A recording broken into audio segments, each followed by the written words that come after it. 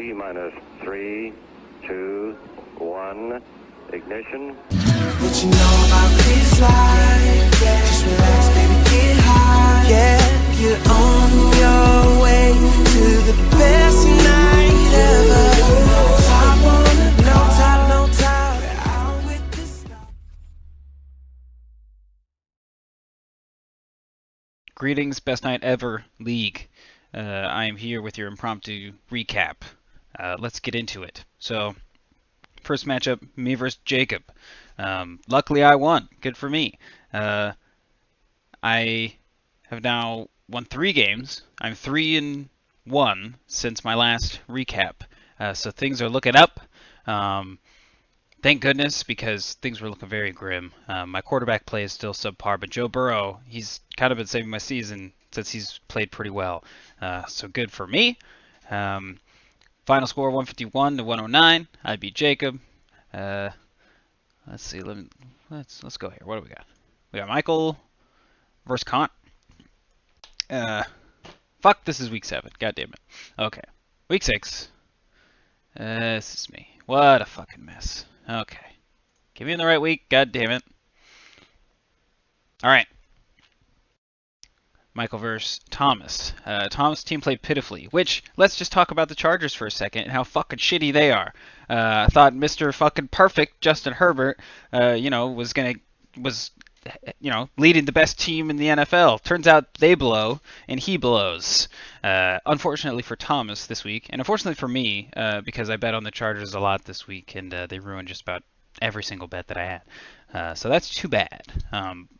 But Connor's team continues to roll on, and Derrick Henry is very, very good, which also sucks for the Buffalo Bills. But what are you going to do? He's a fucking freight train, and if they're going to give him the ball that many times, he's going to fucking score. So Connor wins very big and continues to kind of dominate the league here. See if anything slows his team down. Next matchup, we got Michael versus Finn. Kirk Cousins, good God. He had 2 shitty weeks, and then he comes out and has 30 points. So good for Michael. Chuba Hubbard continues to fill in well for fucking Christian McCaffrey, who just can't stay on the damn field. But ultimately, Michael's team still continues to score a lot of points. Finley's team really disappoints, unfortunately, for him. A couple of injuries, too, so that sucks for Finn, but I know he can recover. Final score, 159-130. Michael wins big in Week 6. Last matchup was probably the most exciting one, for sure. We got Andrew versus Bobby, and god damn it, poor Andrew.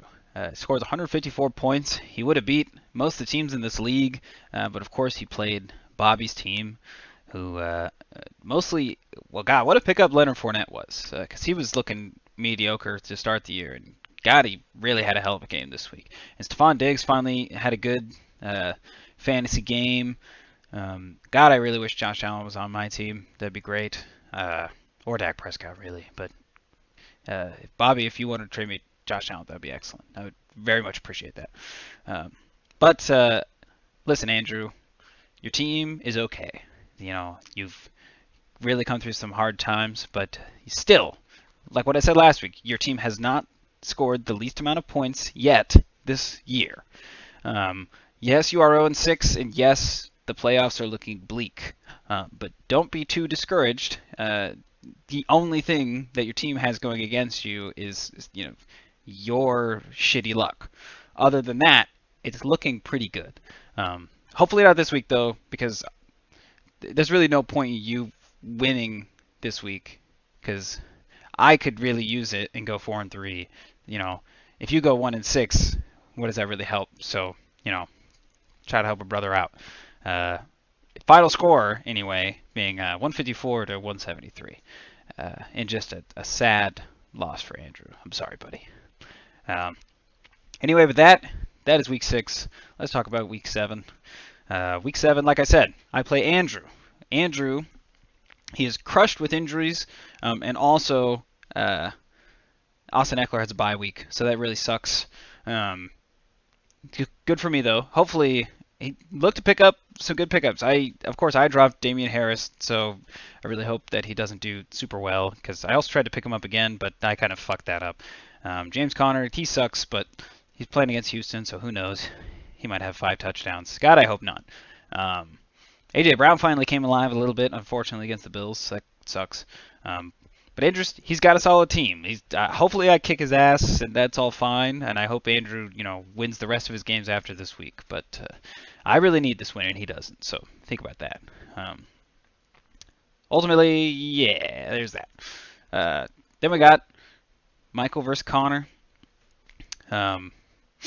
Michael also a bit decimated with injuries.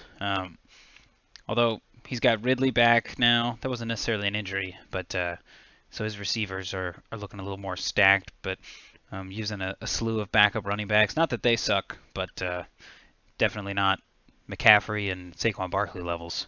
But still should be a pretty good matchup, but Connor's team is looking pretty damn good these days. Connor would need something pretty catastrophic not to win. But we'll see how that goes. Now we're really getting into the effects of the bye week. Week 7 is pretty much a killer for a lot of people. So for Thomas, essentially it's half his team was on the Chargers or the Cowboys, so he's really fucked. And also, what's his nuts? James Robinson on the Jags. So he's calling on Mac Jones and Myles Gaskin to try and lead his team to victory. He's still got good players, so who knows what'll happen. We'll see if Finn wins. If Carson Wentz can produce some points, Aaron Rodgers play consistent. Darrell Henderson's been really good and consistent. We'll see if Gibson will even play.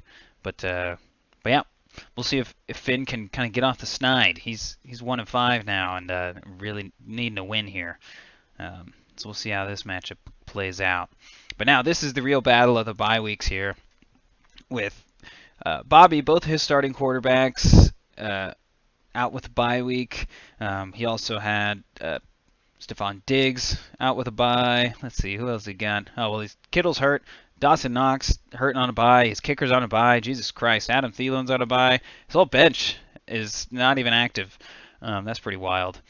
But hey, Deshaun Watson, he might get traded. How about that? That would be quite the swing for Jacob. But Jacob is pretty heavily invested in the Minnesota Vikings, all on a bye week, and Amari Cooper. So playing a lot of backups here. When neither of them even have a tight end at the moment. Excuse me, sorry. But yeah, we'll see how they recover. But it should be a fairly low-scoring affair, but you never really know, especially if you got Pat Mahomes. But we'll see how this week plays out. Let's check out the standings here. We've got Connor, 6-0. God, and I was just thinking about, I played Connor week 4, and if I would have played Deontay Johnson, I would have won that game. God damn it. He would have been 5-1, and I would have been 4-2. That would have been amazing. But here we are, Connor at 6-0. His team continues to roll on. Michael's playing pretty well, and of course he has the least points scored against him. But he also got to play me when my team was dog fucking. So lucky him, I guess. But they're really sitting at the top. And then we've got the beef in the middle here. 4 teams sitting at 3-3. So this is a pretty decisive week. They got kind of lucky. Bobby and Jacob did getting to play each other. So luckily, both of them can't fall behind, I guess, in the sense.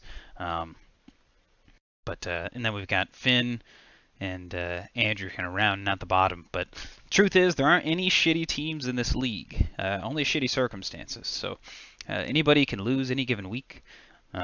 So week 7 is we're starting to hit that pivotal moment. But yeah, a reminder that the trade deadline, I believe, is week 10. So if you're needing anything, the clock is ticking. So yeah. All right, that's all I got for you. Good luck this week.